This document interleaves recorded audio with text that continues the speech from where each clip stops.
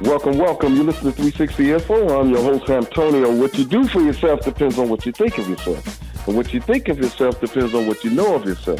And what you know of yourself depends on what you've been told of yourself.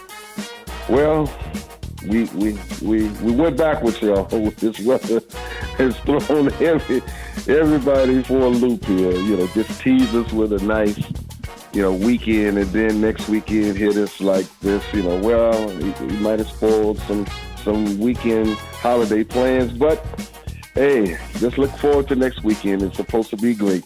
We've got a great show for you today. Sister Frances may be calling in from the African History Museum to talk about some events that are coming up there, so we may get a phone call from her.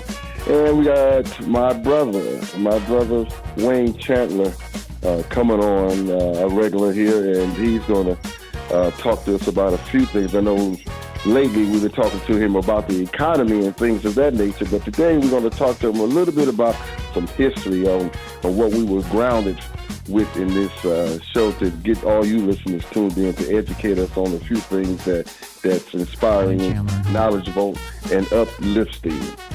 At the remote studio, we got the main man, Brother Vince. Vince, how's it going? Well, Mercury went retrograde today, so it seems like we're having Mercury retrograde moments already. But and like you said, man, air conditioner on one day, had to turn on the furnace the next day, man. I'm still not used to this after 40 years in Cleveland, but hey, it's Cleveland. 30-degree drop. Yeah, 30-degree drop. How you do that anywhere? I knew some visitors was from Cleveland, and they said, "Well, y'all weather up here is bipolar." I said, "Yeah, something wrong with it, but hey, what can we say?" Cleveland, I don't know. I was talking to Brother Wayne, I think like a week or so ago, and he was like, "Man, I think we out of this." I said, "No, I think February's going down to 50." He's like, "Oh, you kidding?" I said, "Yeah." Yes. Well, maybe Cleveland was born in May, and it's a Gemini, and that explains the bipolar aspect of it. Anyway, we do have a great show lined up for today. We have our brother Wayne Chandler, and he's on hold right now. We're going to be welcoming him to the airways relatively soon. But before we do that, I just want to remind folks that we are picking up steam in terms of sponsors. We're welcoming a few new sponsors to our show today.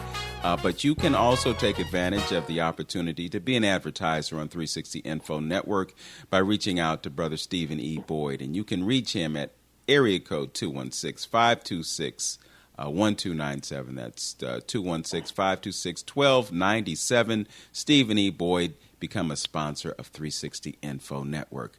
We have something that's happening at the African American Museum next weekend, and we want to let you know about that, and we will do that before the hour ends, and hopefully Sister Frances Caldwell will give us a call, and we can talk to her about that at the end of the show. But right now, we want to welcome the 360 Info Network, no stranger to our radio program. He's been on several times, and we'd like to continue to have him on as a guest because his comments are always insightful, informative, and consciousness-raising. He is the author of Ancient Future, the Teachings and Prophetic Wisdom of the 7 Hermetic Laws of Ancient Egypt. It took me a while to memorize that title because it's so long, but it's so profound. Welcome to 360 Info Network, our brother, our friend, and the author himself, Mr. Wayne B. Chandler. On this cold, dreary day in June. I mean, June is like 2 days, 3 days away, right. Yeah, how does that happen, man? How does that happen? We just, we know where we are. Yes. We know where we are, so we just have to suck it up. Yes. Yes, my brother. It's always great, man. I remember Wayne, man, that had to be about, 15, 20 years ago, although when I went to the first time I heard you speak, I was with my brother, and you was always, you was talking about these cycles, and I remember you talking about this energy belt, and that's made, sometime in the future, going to come and, surround the earth with all this new energy. We was talking about cycles.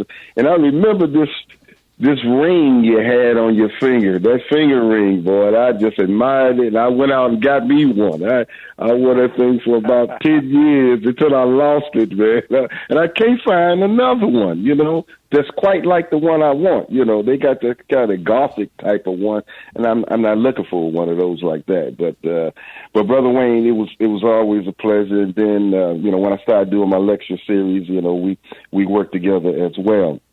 But Wayne, what I want to talk to you today about is I know we, some of the things that's been impacting us, as far as the economy and COVID and stuff like that.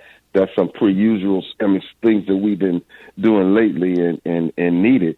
But I want to kind of go back a little bit and talk to you a little bit about our history. And I think, some of us need to know and really try to, get back into understanding and studying about our history and what we are about and our impact that we had all over the planet. And to two places that I want to talk about mostly that we don't talk about a lot because we tend to, some of the conscious people tend to focus on Africa and Egypt and that great civilization that was built. But people really talk about our influence on China and India, some of our early presence in India and some of the reliefs and some of the things and monuments and temples that were built in India that we don't know anything about. Can you touch on that a little bit? Definitely, yeah. I mean, basically, we were on the move as a people, and coming out of Africa, I've been able to trace the route, that we took to go in and populate other geographical areas of the planet. Now, India is really, really unique in the sense that the first major civilizations in India were definitely, black civilizations. And the oldest one that we know of was called Khat-Diji. And after Khat-Diji arose another, which Khat-Diji was like prehistory, whereas the civilization that arose after Khat-Diji was the Harappan civilization. And the Harappan civilization became really profound in terms of what it was they accomplished with respect to city planning and structural design. They were the first that had actual bathrooms with toilets, garbage disposal units in the kitchen areas. They had a swimming pool, a public pool, that was called the Great Bath, which was surrounded individually by specific shower units that people would have to shower before they got into the pool, and upon exiting the pool, they would also have to shower. And, these are some of the things that were taking place in this area of Harappan civilization, which was called the Indus Valley civilization. Mm-hmm. They weren't happening anywhere else on the planet. Nobody had these kinds of structural features, design, and that were functional, in their various civilizations at this particular time in history. So yoga, the first aspects of yoga can be identified, in this civilization. And from there, it began to flower and produce what we identify today as the basic yoga principles that we adhere to. Like Patanjali got all of his design and information regarding the Yoga Sutras and those scriptures coming out of the Indus Valley civilization during this time. So the Indus Valley was, and they were a very peaceful and spiritually oriented community, which many people feel led to their downfall when they were invaded, because when they were invaded by the Aryans, you know, they really didn't have the wherewithal, you know, to develop the kind of fighting skills, you know, to protect and secure themselves, you know, from the invaders when they came in. So the lion's share of them were just slaughtered, you know, viciously. Okay, we're going to have to take a break right quick. So just want to remind our listeners that you're listening to 360 Info Network here on AM 1490 WERE with Hamptonio and Vince Robinson. And our guest this morning is author Wayne B. Chandler. We're talking about ancient civilization and the presence of Africans in places other than Africa. We'll be right back after these messages. Greater Cleveland's larger selection of African fashions, African art, jewelry, picture frames, and African furniture accessories from the heart of Africa are located at African Art, 16700 Chagrin Boulevards in Shaker Heights, Ohio. Telephone number there is 216-269-7421. You can enjoy their spacious showroom and gallery and enhance yourself and your home with African art and cultural clothing, fine art, and home and personal accessories. For a limited time for our 360 Information Network listeners, for every $50 purchase, receive a free handcrafted African fabric face mask for personal wear. Our quality is impeccable, and our inventory will meet your needs.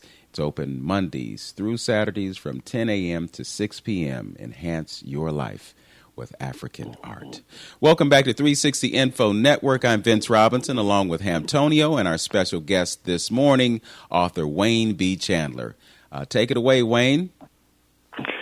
Yeah, I wanted to give the information that we just kind of glossed over creates a basic and general overview of the civilization. What is so important regarding the Indus Valley civilization is that upon their being conquered and pretty much decimated, we have the first inklings, you know, of the culture that would be an outpouring from the Indus Valley spilling over into the rest of the world. And so you find these various cultural constructs now being put in place where all these various areas where the Aryans went in, conquered, and settled. And so these spoke to their perception of what constituted warfare, what constituted socioeconomic directions in the culture, and also just dealing with individuals who were just remnants of the previous culture, of the previous Harappan culture. So you had what were called the Laws of Manu. And the Laws of Manu dealt specifically with race. And one of the first things that was implemented was it was against the law to have any kind of contact or to have any kind of social or intimate contact, connection with the remnant of these black people who were still left pretty much just moving around various areas of the country homeless. So with the Laws of Manu, you have he who weds a Shudra or a black woman becomes an outcast. A Brahmana who takes a Shudra or a black to bed will sink into hell. If a Shudra mentions the names of the caste of the Brahmins or Kshatriyas, an iron nail 10 fingers long shall be thrust red hot into his mouth. If he arrogantly gives advice to the Brahmins, hot oil will be poured into his mouth and ears. Food gets polluted by the smell of a pig, touch of a dog, and the look of a Shudra or black. If a Shudra or black hears the Vedas, the holy and religious text of the Aryans, his ears shall be filled with molten lead. If he speaks them, his tongue will be cut out, and if he memorizes them, his body cut to pieces. A Shudra must build his home outside the village. His wealth shall be dogs and donkeys, and their dress shall be garments from the dead. And they shall eat from broken dishes. Black iron shall be their only ornament, and they shall wander from place to place. So when you look at these principles that were pretty much instituted into the very fabric of the culture, you can see the beginnings, the genesis of this carryover, which infected and basically became this residual toxic overlay into all cultures that exist today. And it also goes into the whole dynamic of masculine and feminine energy. You know, women that have been put upon, women that have been subjugated, you know, women, you know, who have dealt with the throes of a patriarchal design that is the root fabric in this culture, have had to deal with the genesis of all of what had transpired during this time. You know, a lot of people don't stop to think because it's been on us for so long. They don't stop to think about its origin. They don't stop to think about, you know, exactly how it has infected and impacted us spiritually, mentally, physically, emotionally. You know, but for women, you know, it has been it's been a reality carved and made in hell, literally. The oldest piece that we have coming from the Laws of Manu regarding women deals with, it says, though destitute of virtue or seeking pleasure elsewhere or devoid of good qualities, a husband must constantly be worshipped as a god by a faithful wife. If a wife obeys her husband, she will, for that reason alone, be exalted in heaven. Now, what's really profound about that, because that is an expression that has seared into the very consciousness of humanity, men and women. And when I have done lectures in various parts of the planet, and men have heard this, they have stood up and applauded. So you see the toxicity that has really, really infected the consciousness of many people in the black community, many men in the black community. You know, we basically have become carriers of this disease of perception regarding women, and it also has an impact in terms of how we look at ourselves.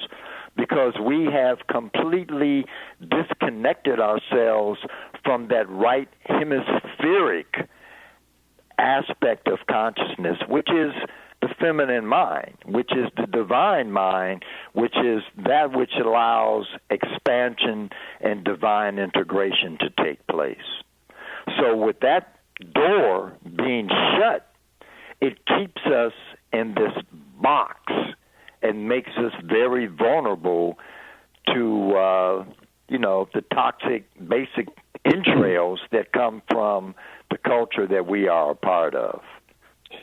You know what, Wayne, you pretty much, and dealing with your book, Ancient Future, and it talks about, balance and, everything has a male and female principle. So, how can, something that Dr. Clark said, how can you ever have a society that that is in balance, that you put the female, out of the picture, so he said this society would never work if you never put the woman where she belongs, and that's about balance and universal principles.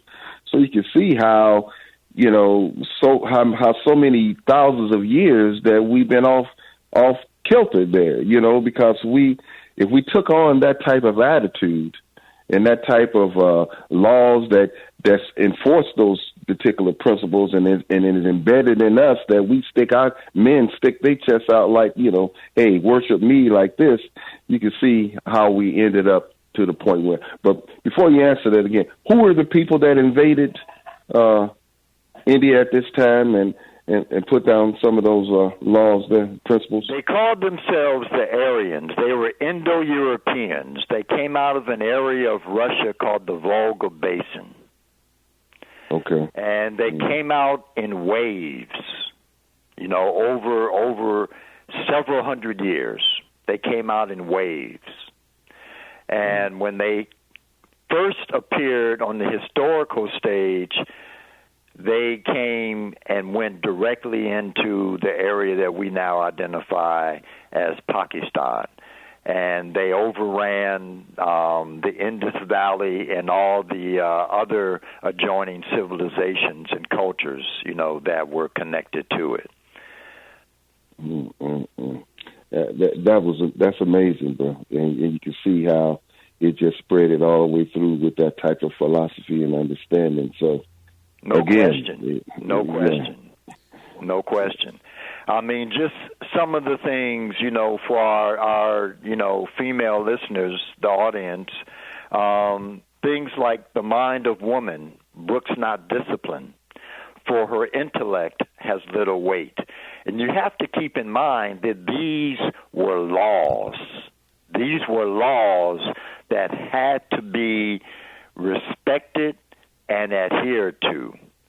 To kill women and Shudras, one need not worry, for it is not a sin. Untruthfulness, rashness, guile, stupidity, avarice, uncleanliness, and cruelty are a woman's 7 natural faults. Women have hunger twofold, shame fourfold, inconsideration sixfold, and lust eightfold more than a man. So, these are some of the things that India is pivotal, because when you study the culture of India all the way up into the point where Indian civilization was conquered, you then begin to see the spillover of a collective consciousness that was all about basically the destruction, of black civilization. Mm-hmm. So, Brother Wayne, if I could enter the conversation for a moment, I was listening to an interview just yesterday, and there was this idea of the kingdom of God. And when I thought about that terminology, I thought about the patriarchal aspect of it. When we relate to this whole idea of a supreme being, we always defer to the masculine gender. And as you've pointed out, there's been a certain manipulation of the importance of that agenda, that masculine aspect of the supreme. I'm just wondering, considering the age that we're living in, and you're seeing an increasing presence of the feminine in political realms and economic realms. I mean, the European Central Bank is headed by a female. The IMF is headed by a female. We're seeing a shift in feminine energy and the emergence of the feminine energy around the planet. What do you see as the future in terms of moving away from the patriarchal and moving into a more balanced view of deity? Yeah, the key is what you just stated, is balance, and so a lot of the women that occupy positions of power in a patriarchal, cultural design, political design, socioeconomic design, they feel they have to emulate men to a large extent in order just to maintain their presence in that kind of position. So they feed more on their masculine aspect in order to, precipitate and manifest, the standard laws and design of principle in those particular areas that they are now overseeing. So politically, a woman has to stand and show that, she has the same type of masculine drive and power as the men around her do. Women that are occupying positions, in the field of economics, like Christine Lagarde, the IMF, and the head of the Treasury, Janet Yellen, they have to be 2 to 3 times more forceful in the presentation of their masculine than the balance of their feminine, which needs really to be brought into play, because that's the key. The key for change and true expansive transformation is for when women get in these particular strategic positions to be able to bring their feminine into play to create the balance of perception and then functionality. And that doesn't happen. Yes.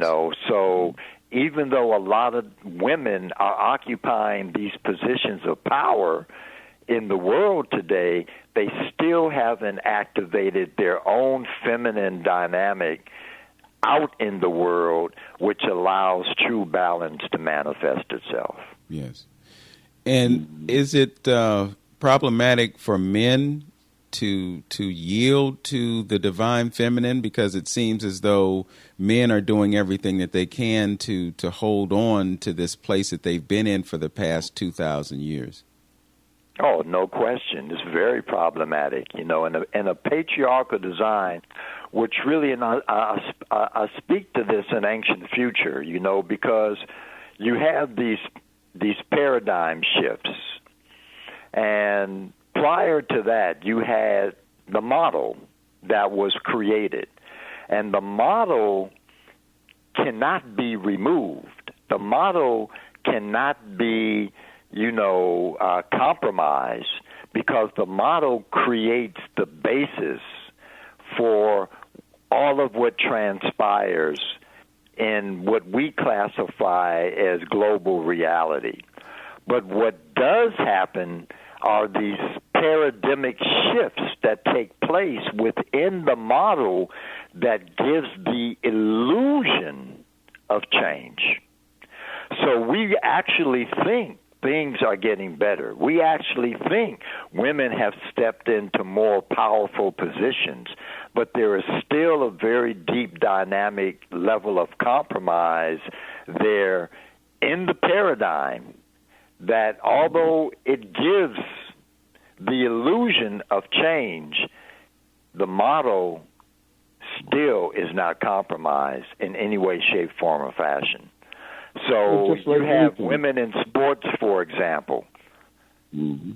They don't get any. They don't make anywhere near the amount of money as men do, even though they're playing the same kind of sport, like tennis players, for example. You know, as an example of just improper field of payment. You know, so. You know, you look at women in corporate positions. Women in corporate positions, they make way less money than men do. You know, so you have this illusion in the paradigm shift that women have now placed themselves strategically to really occupy and manage more empowered positions of authority, but it's all an illusion. Right. That's just like, but the natural law is there. If we was to do that, we just go back in balance and things we'll find find out how things start working its way out, because we're working towards being back in balance once but you first got to acknowledge that there's even an issue. And so before time get away, I wanted to touch a little bit about in China. So did that type of patriarchal type of behavior move right into China? Because I know we went, into China as well in developing things, and the first Zen dynasty, and those first major dynasties in China were black. So could you touch a little bit on that before time gets away? Oh, yeah, no question. The first major dynasties in China were black dynasties. The first one was called the Shang Yin. And, the Shang Yin was the first historic dynasty. The first prehistoric dynasty was called the Zhao, the Xia. Oh. And the Xia dynasty, they say probably was around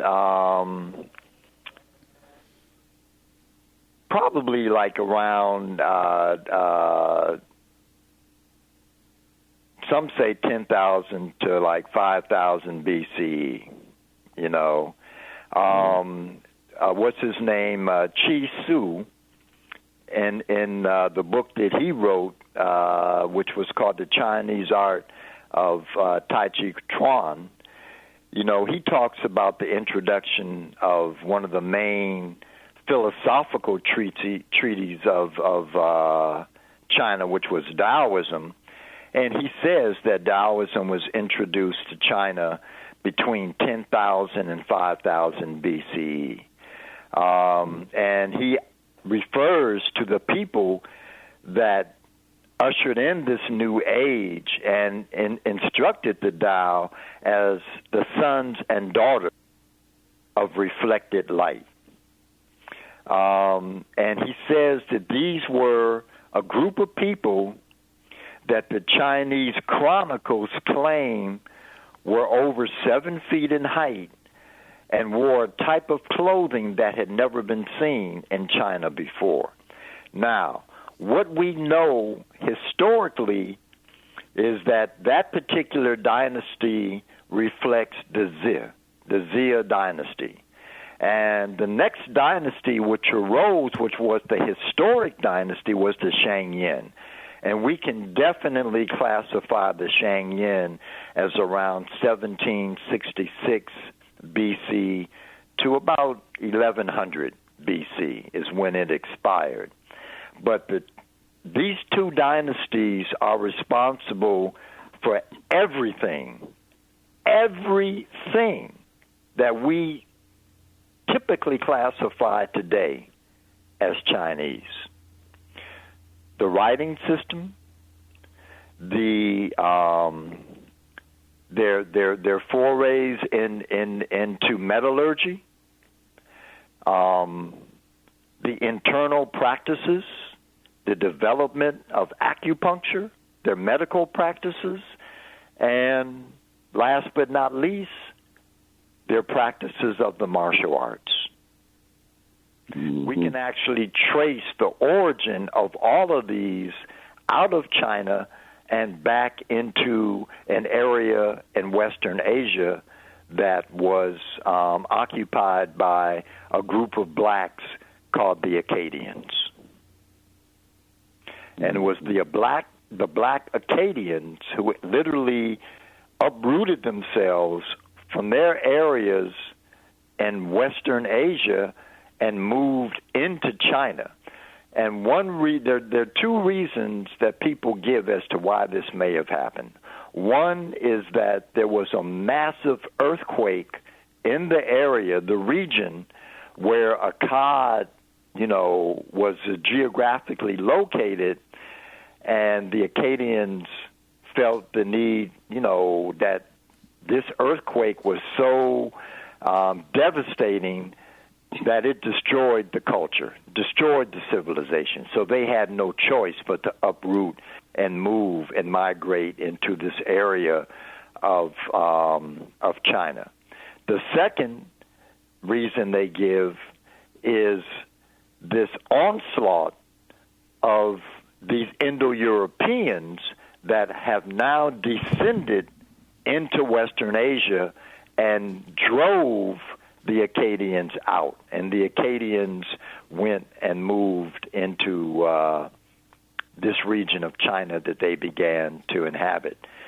The book, the I Ching, which is the most dominant and empowering oracle to be found in China and maybe in the world, we know for a fact that book is of African origin, that it literally was born out of Ifa.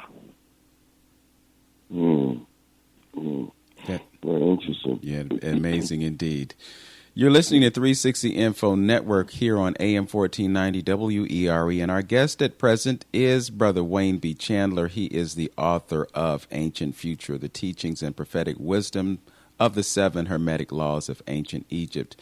I would highly encourage you to take a look at that book. I can speak personally. I read it in 2 days back in December, and much of what he talked about is in that book. So if you are looking for further information and further insight and knowledge about the subject matter of today's show, you can go to Amazon.com and pick up a copy of that book. Again, highly recommended. Brother Wayne, it has been a pleasure to have you on this morning.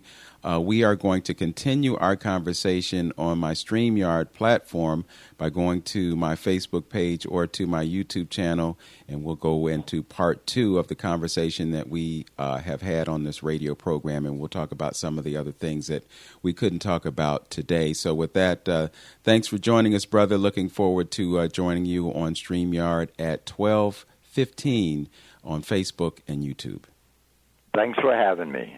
All right. All right, Brother Ray. All right. Okay. And with that, Peace.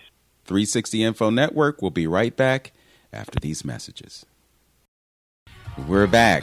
360 Info Network right here on AM 1490 WERE, and we are pleased to have been joined by Frances Caldwell. She's the executive director of the African American Museum over there at 1765 Crawford Road in Cleveland, Ohio. Welcome to 360 Info, Frances.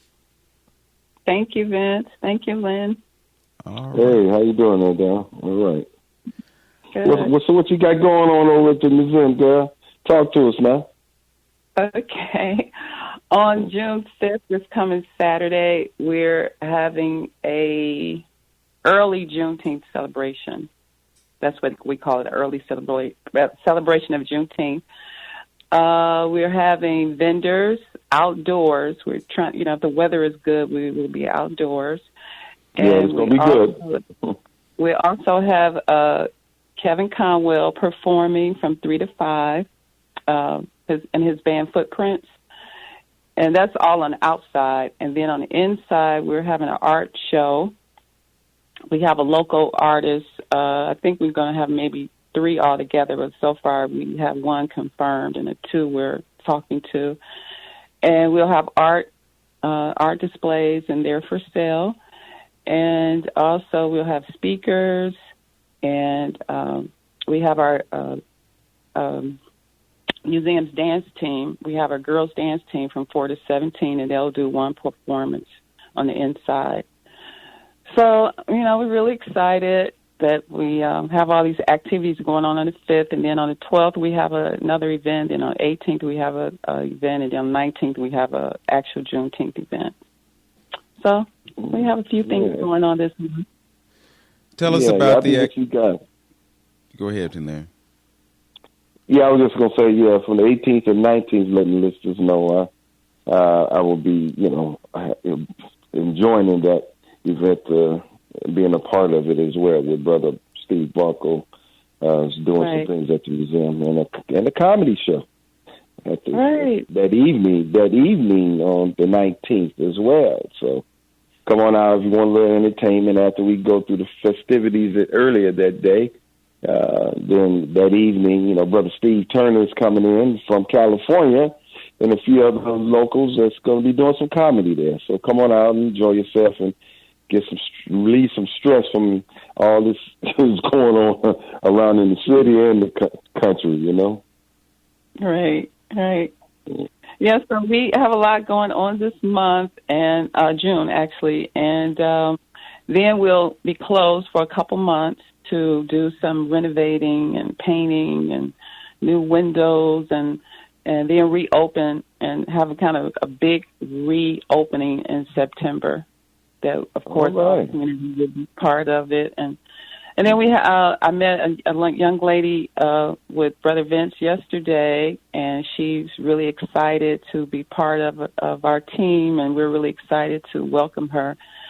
And today we're at the museum from 2 to 5. On Saturdays we do our cleanup day, and we have a dumpster coming to clean out some stuff in the hoop house and in the basement. We have some stuff that needs to be tossed out. And so we're there every Tuesday and Thursday from 1 to 7. We have a free business class by Brother Reggie from 1 to 3:30, and then from 4 to 7 we have our girls' dance team. So everybody's welcome to come, stop by, and participate. Okay, so we did have a fairly extensive conversation yesterday, and you told me a few things about the museum that I didn't know. And one thing that I think is really important is for the community to support the museum. You also mentioned that you're actually going to suspend operations for a couple of months while you do some renovations and get some things done around the museum. But it doesn't mean that we take our eyes off of the road. So talk to the listening audience about how they can support the museum financially through membership. Okay, we have a annual membership fee, which is only $35, and you become a member. Every year we have a members meeting, so all the members get to come and, voice their concerns, their opinions, their ideas, their suggestions, whatever. So that's for members only, and that's once a year. And also you can help with volunteering. And like I said, in July and August, we will do a lot of painting, so we need a lot of painters. We do have a Masonic Order, I think it's 11, Masonic Order 11, and Brother Osa, they have volunteered to paint the Africa room. But we still have the Inventors Room, and of course we have a huge hall. So we have a scaffold that was donated by Mr. Durham from Durham Construction. So, just every little bit helps, and every little bit helps enhance the museum and helps us to help our community and enlighten our children, which is so important. Okay, and how does the purchase of a membership benefit the museum? Well, the money towards the membership goes towards paying, like our utilities, and, we have a water bill, light bill, gas bill, sewer bill. Also improvements, and we just received another grant from the state of Ohio, and that's the money we're going to use in July and August to purchase the windows and purchase paint and It's other things we need to do. We started in the bathrooms, but we need to upgrade them more. And about 2-3 years ago, we received our initial grant, which was done by State Rep back then, Shirley Smith. We ran out of money, so now Sandra Williams, our State Rep now, she allocated us more money, which we really appreciate both of them for that. Because outside of those two ladies, we have gotten no money from any government, state, city, council person. I mean, when we did get a few, $2,000-$3,000 from former council members, Dow, Johnson, and Reed, and also Councilman Conwell has given us money as well. But, I mean, as far as, like, really big money, like the state is giving us, no, we haven't had any local support like that. Well, the reason that I asked the question is because there are many nonprofit organizations around that get operating dollars, and it seems as though the money that you have gotten has been in the realm of project support, But this museum is something that is for Black people, by Black people, and about Black people, and I think there is an obligation from the community to support this institution. And one of the ways that you can support the operation of this museum is by contributing dollars. If you are, a small person or you have a small budget, you can donate a small amount. If you have a lot of wealth, or you have access to wealth or philanthropy, you can support the museum that way. But every little bit helps, and I would encourage everyone who is listening to consider membership in the museum because it is a worthy cause. And I can see that Sister Frances has vision for the museum, and we're talking about expanding the scope and the nature of this museum so that it can be a home for artists, and it can also be a home for entrepreneurs and other folks who can benefit from the economy that's related to that institution. So again, consider membership. It's only $35. When Francis was here to record the spot yesterday, I just said, here's my $35. Throw me in, but let's get some more folks. So, it's an African principle, and if the village supports this institution, it will be successful. That's right. Thank you so much for that. All right. Well, gentlemen, thank you for letting us on. I appreciate you as always, especially Brother Lynn. We go way back with these ads. Oh, yeah, absolutely, sister. For years, I know people were calling me on Brother Lynn's show. Really? I was like, okay. Yeah. Well, just let me know and remind me that, to get with you, Francis. And I got a couple of things that I'm working on and see how we can work the museum in. And maybe, like I say again, sometime in the future or when you open up, I can try to help do a little fundraiser there as well. Oh, yeah. Well, again, thank you, Brother Vince. Thank you, Brother Lynn, Brother Steve, and everyone else for all your support for all of the years. Is really, really appreciated. Yes, and thank you so much for your renewed sponsorship of 360 Info Network. Francis Caldwell, Executive Director of the African American Museum. Brother Lynn, we just have a few more moments left. Anything you got going that you want folks to know about? Just stay tuned. I'm trying to work on some things to keep us in tune and plugged in. So just stay tuned. Okay. I'm working on a few things. Mm-hmm. All right. And don't forget, you can reach out to Brother Stephen E. Boyd at 216-526-1297. Do what Francis Caldwell and the African American Museum did. Become a sponsor and expose your business to our great listening audience. Also, want to give big ups to our engineer, Brother Tristan Sanchez. He came through for us today in a big way, and we appreciate him immensely. And with that said, most of all, we appreciate you. It is it's a labor of love to deliver this radio program to you on Saturday mornings, and it wouldn't be the program that it is without you. Thanks for listening to 360 Info Network. Know yourself, love yourself, be yourself. Make today your best day. Peace. Peace.